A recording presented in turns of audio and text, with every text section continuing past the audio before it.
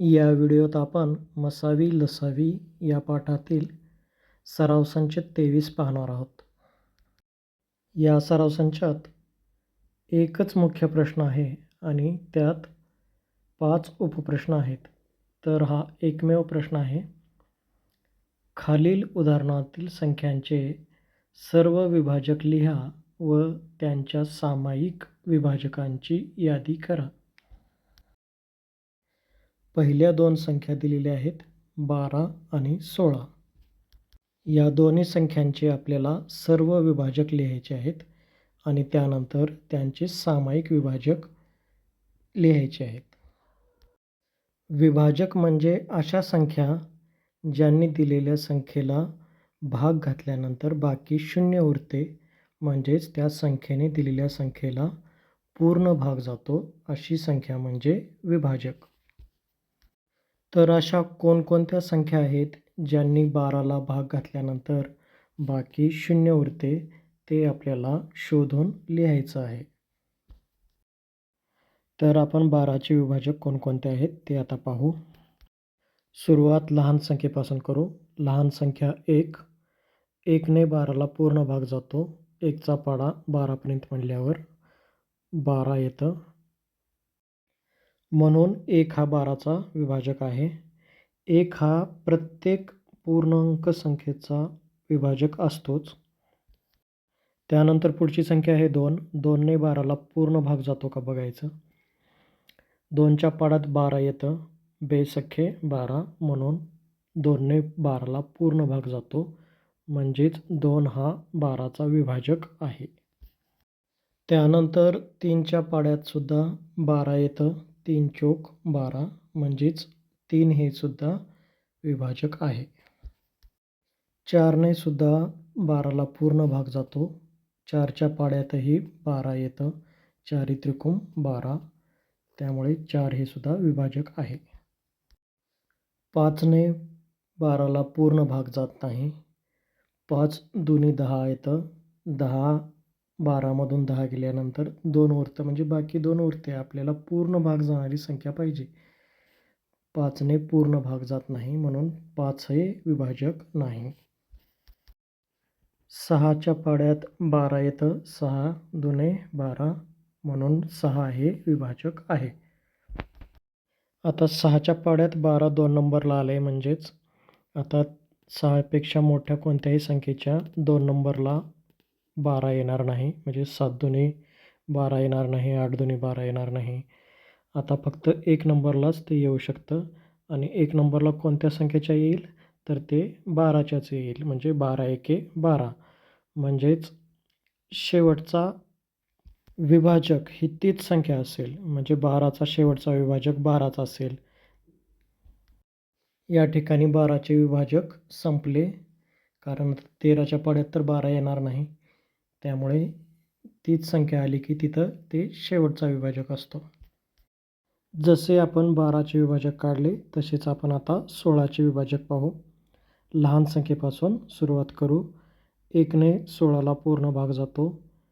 1चा पाढा 16पर्यंत म्हणल्यानंतर 16 येईल. त्यानंतर पुढची संख्या 2. 2ने 16ला पूर्ण भाग जातो. 2च्या पाढ्यात 16 येतं. 2 16 म्हणून 2 ही सुद्धा विभाजक संख्या आहे. 2 नंतर पुढची संख्या 3.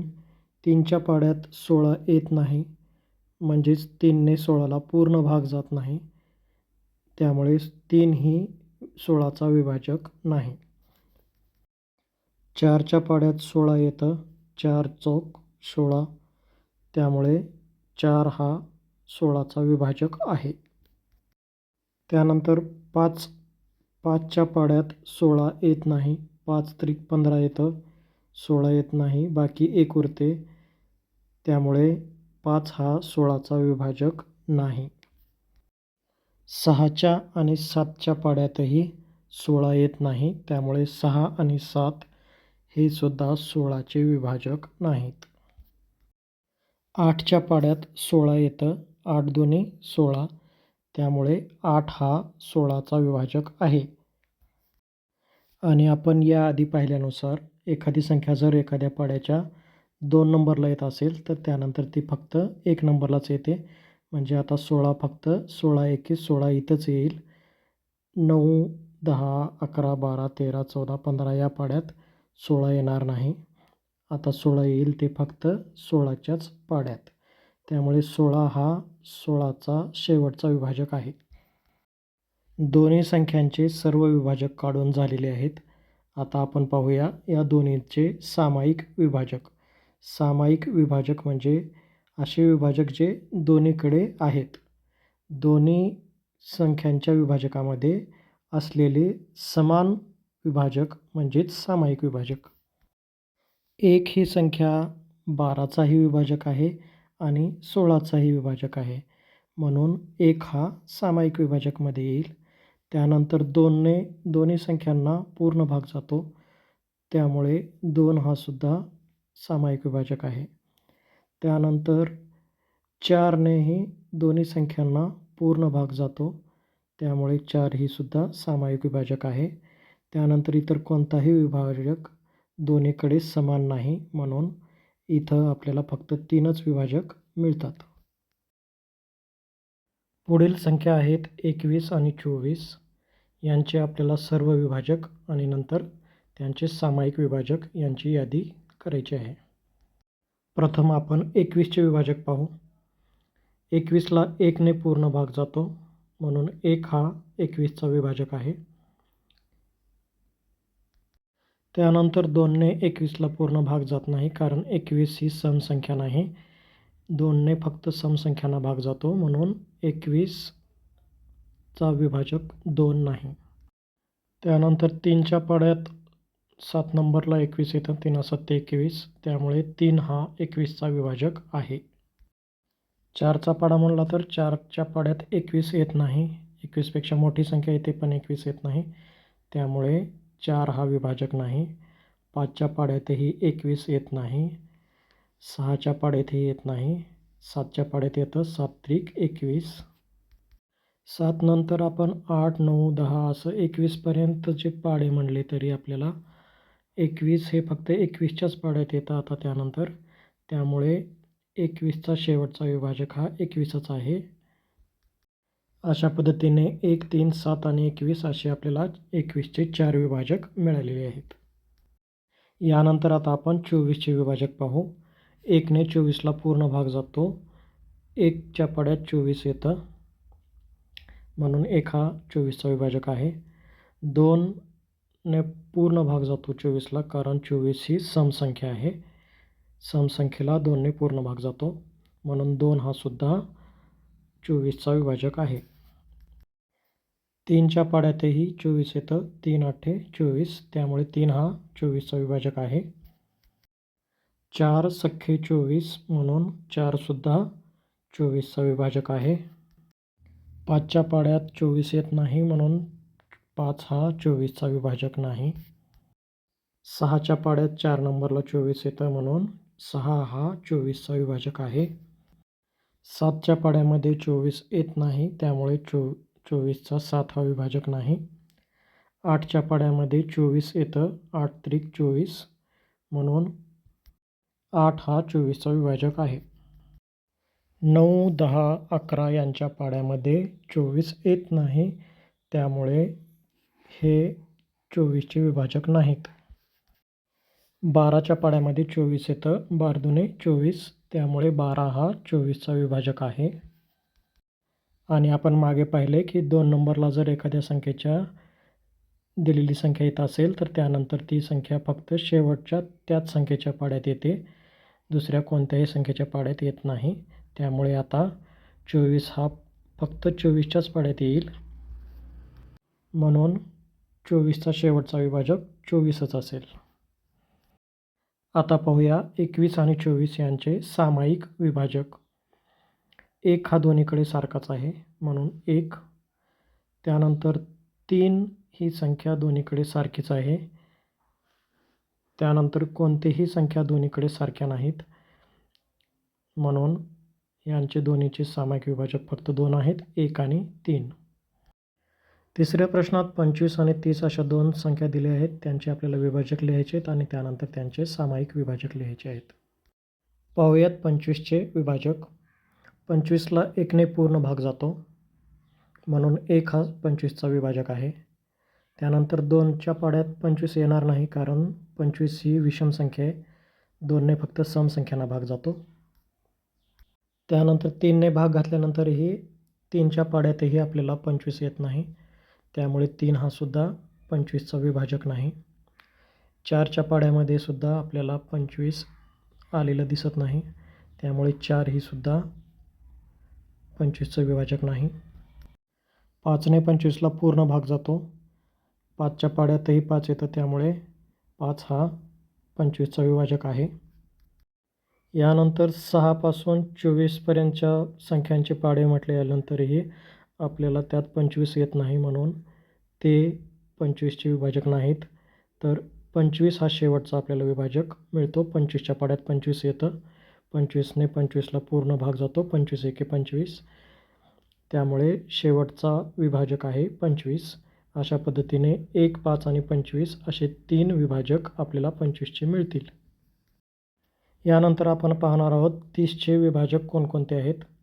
1ने प्रत्येक पूर्णांक संख्येला भाग जातो, त्यामुळे 1 हा प्रत्येक पूर्णांक संख्येचा विभाजक असतोच. 1नेही 30ला पूर्ण भाग जातो, म्हणून 1. त्यानंतर 2नेही 30ला पूर्ण भाग जातो, कारण 30 ही समसंख्या आहे आणि प्रत्येक समसंख्येला 2ने पूर्ण भाग जातो. 3ने 30ला भाग घातल्यानंतर पूर्ण भाग जातो. 3च्या पाड्यात 30 येतं, 3 10 30, त्यामुळे 3 हा सुद्धा 30चा विभाजक आहे. 4ने 30ला पूर्ण भाग जात नाही, 4च्या पाड्यातही 30 येत नाही, त्यामुळे 4 हा 30चा विभाजक नाही.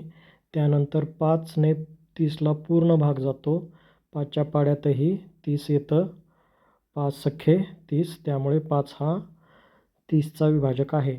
त्यानंतर 6च्या पाड्यातही आपल्याला 30 आलेलं दिसतं, 6 पंचे 30, त्यामुळे 6 हा सुद्धा 30चा विभाजक आहे.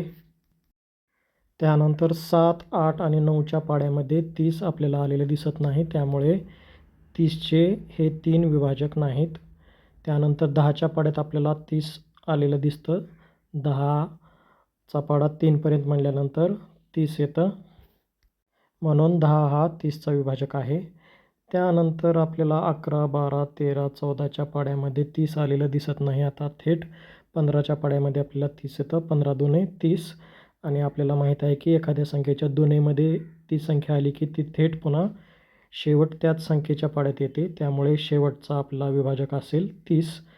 16च्या, 17च्या, 18च्या असं 29च्या पाड्यापर्यंत 30 आपल्याला कुठल्याही पाड्यात आलेलं दिसणार नाही.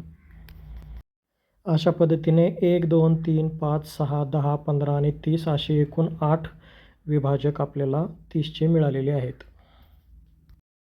यानंतर आपण पाहू 25 आणि 30चे सामायिक विभाजक कोणकोणते आहेत, म्हणजे कोणकोणत्या संख्येने दोन्ही संख्येला पूर्ण भाग जातो. अशा जे काढलेले आपण विभाजक आहेत त्यामधले सारखे सामायिक विभाजक कोणकोणते आहेत ते पाहू. 1 दोन्हीकडे आहे, त्यानंतर 5 दोन्हीकडे आहे, या दोनच संख्या दोन्हीकडे आहेत, दुसऱ्या संख्या सामायिक नाहीत. चौथी जोडी दिलेली आहे 24 आणि 25. यांचे आपल्याला सुरुवातीला सर्व विभाजक काढायचे आहेत आणि त्यानंतर त्यांचे सामायिक विभाजक लिहायचे आहेत. तर सुरुवातीला पाहूया 24चे विभाजक कोणकोणते आहेत. 1ने प्रत्येक पूर्णांक संख्येला भाग जातो, म्हणून 1 तर आहेच. त्यानंतर 24 ही समसंख्या आहे, त्यामुळे 2ने 24ला पूर्ण भाग जातो, म्हणून 2 हा सुद्धा 24चा विभाजक आहे. 3ने 24ला भाग घातल्यानंतर पूर्ण भाग जातो, तसंच 24 हे 3च्या पाड्यातही येतं, त्यामुळे 3 हा 24चा विभाजक आहे.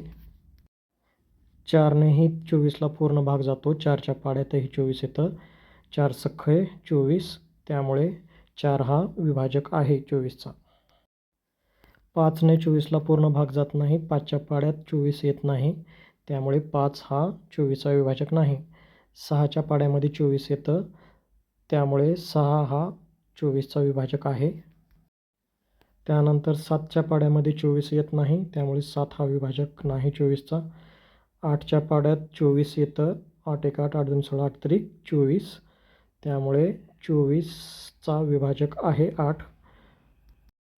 त्यानंतर 9, 10, 11 या संख्यांच्या पाड्यामध्ये 24 येत नाही, त्यामुळे हे 24चे विभाजक नाहीत. 12ने 24ला पूर्ण भाग जातो. 12च्या पाड्यात 24 येतं. 12 1 12, 12 2 24. त्यामुळे 12 हा 24चा विभाजक आहे. आणि 2 नंबरला आलं आहे 24, 12 2. त्यामुळे आता थेट 24नेच 24ला भाग जाईल. दुसऱ्या कोणत्याही संख्येच्या पाड्यामध्ये आता 24 येणार नाही. आता फक्त 24च्याच पाड्यात 24 येईल. त्यामुळे शेवटचा विभाजक आहे 24. यानंतर आपण 25चे विभाजक पाहू. 25ला 1ने पूर्ण भाग जातो, म्हणून 1 हा 25चा विभाजक आहे. त्यानंतर 2च्या पाड्यात 25 येत नाही किंवा 2ने पूर्ण भाग जात नाही 25ला, बाकी 1 उरते. त्यामुळे 2 हा सुद्धा 25चा विभाजक नाही. 3च्या पाड्यातही 25 येत नाही, 3ने पूर्ण भाग जात नाही. त्यानंतर 4नेही 25ला पूर्ण भाग जात नाही. त्यानंतर 5ने पूर्ण भाग जातो. 5च्या पाड्यातही 25 येतं. त्यामुळे 5 हा विभाजक आहे 25चा. त्यानंतर 6च्या, 7च्या, 8च्या, 9च्या, 10च्या, 11च्या, 12च्या असं 24च्या पाड्यापर्यंत 25 कोणत्याच पाड्यात येत नाही. त्यामुळे हे कोणतेही संख्या त्यांचे विभाजक नाहीत. आता फक्त 25च्याच पाड्यात 25 येतं. त्यामुळे शेवटचा विभाजक आहे 25चा 25. अशा पद्धतीने 1, 5 आणि 25 असे 3च 25चे विभाजक आहेत. या 3च संख्याने 25ला पूर्ण भाग जातो. 24 आणि 25 यांच्यामध्ये सामायिक विभाजक कोणकोणते आहेत ते पाहू. दोन्हींचे विभाजक पाहिले तर असं लक्षात येईल की दोन्हीमध्ये फक्त एकच हा सामायिक विभाजक आहे, म्हणजे सारखा विभाजक आहे. इतर कोणतेही विभाजक सारखे नाहीत, समान नाहीत. त्यामुळे फक्त एक हाच सामायिक विभाजक आहे. 5वी आणि शेवटची जोडी आहे 56 आणि 72. सर्वात आधी 56चे विभाजक कोणकोणते आहेत ते पाहू. म्हणजे 56ला कोणकोणत्या संख्येने पूर्ण भाग जातो ते पाहू. 1ने प्रत्येक पूर्णांक संख्येला पूर्ण भाग जातो, म्हणून 1 ही 56चे विभाजक आहे. 56 ही सम संख्या आहे, त्यामुळे तिला 2नेही पूर्ण भाग जातो. 3चा पाडा 30पर्यंतच असतो, त्यामुळे आपल्याला 56 हे 3च्या पाड्यात येतं का हे पाहता येत नाही. त्यासाठी 3ची कसोटी वापरायची. 3ची कसोटी अशी आहे की दिलेल्या संख्येच्या जर अवयवांची म्हणजे किंवा अंकांची बेरीज केली तर त्या बेरजेला जर 3ने पूर्ण भाग जात असेल तर त्या संख्येला 3ने पूर्ण भाग जातो. आता या ठिकाणी 56चे अंक आहेत 5 आणि 6. 5 आणि 6ची बेरीज येते 11. 11ला 3ने पूर्ण भाग जात नाही. 11 3च्या पाड्यात येत नाही. त्यामुळे 3 हा 56चा विभाजक नाही. 4ने 56ला पूर्ण भाग जातो. 4ने जर भाग घातला तर 4 1 4 उरतात 1 आणि पुढले 6 म्हणजे 16. 4 चूक 16 म्हणजे 14चा भाग जाईल. त्यामुळे 4 ही 56चे विभाजक आहे. 5ने पूर्ण भाग जात नाही, कारण 5ची कसोटी आहे. एकक स्थानी 0 किंवा 5 असेल तरच त्या संख्येला 5ने पूर्ण भाग जातो. या ठिकाणी 56च्या एकक स्थानी 6 आहे आणि त्यामुळे 5ने 56ला पूर्ण भाग जात नाही, म्हणून 5 हा 56चा विभाजक नाही. 6च्या पाड्यामध्ये 56 येत नाही, त्यामुळे 6 हा 56चा विभाजक नाही. 7च्या पाड्यामध्ये 56 येतं, 7 8 56, त्यामुळे 7 हा 56चा विभाजक आहे. तसेच 8च्या पाड्यातही 8 7 56 येतं, त्यामुळे 8सुद्धा 56चा विभाजक आहे. त्यानंतर 9 10 11 12 13च्या पाड्यामध्ये 56 येत नाही, त्यामुळे हे सगळे 56चे विभाजक नाहीत. 14च्या पाड्यामध्ये 56 येतं, 14 चोक 56, त्यामुळे 14 हा 56चा विभाजक आहे. त्यानंतर 15 ते 27पर्यंतच्या संख्यांच्या पाड्यामध्ये 56 येत नाही, त्यामुळे हे सगळे 56चे विभाजक नाहीत. 28च्या पाड्यामध्ये 56 येतं, 28 दोन्ही 56, त्यामुळे 28 हा 56चा विभाजक आहे. आणि 28च्या 2 नंबरला 56 येतं, त्यामुळे आता कोणत्याही संख्येच्या पाड्यात 56 येणार नाही. आता फक्त 56च्याच पाड्यात 56 येईल. त्यामुळे शेवटचा विभाजक असेल 56. आता आपण 72चे विभाजक पाहू. 1ने 72ला पूर्ण भाग जातो, कारण प्रत्येक पूर्णांक संख्येला 1ने पूर्ण भाग जातो. हे आपण मागच पाहिले. 72 ही सम संख्या आहे, त्यामुळे 2नेही 72ला पूर्ण भाग जातो. म्हणून 2 हा सुद्धा 72चा विभाजक आहे. 3च्या कसोटीनुसार अंकांची बेरीज केल्यानंतर त्या बेरजेला जर 3ने भाग जात असेल तर त्या पूर्ण संख्येला 3ने भाग जातो. 72चे अंक आहेत 7 आणि 2. दोन्हीची बेरीज केल्यानंतर 9 येते. 9ला 3ने पूर्ण भाग जातो, म्हणून 72लाही 3ने पूर्ण भाग जातो. त्यामुळे 3 हा सुद्धा 72चा विभाजक आहे. 4ने 72ला भाग घातल्यानंतर 18चा भाग जातो.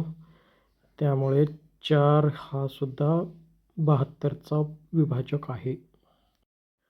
5च्या कसोटीत सांगितलेलं आहे की 0 आणि 5 हे जर एकक स्थानी असतील तरच त्या संख्येला 5ने पूर्ण भाग जातो. या ठिकाणी एकक स्थानी 2 आहे, त्यामुळे 72ला 5ने पूर्ण भाग जात नाही. त्यामुळे 5 हा 72चा विभाजक नाही.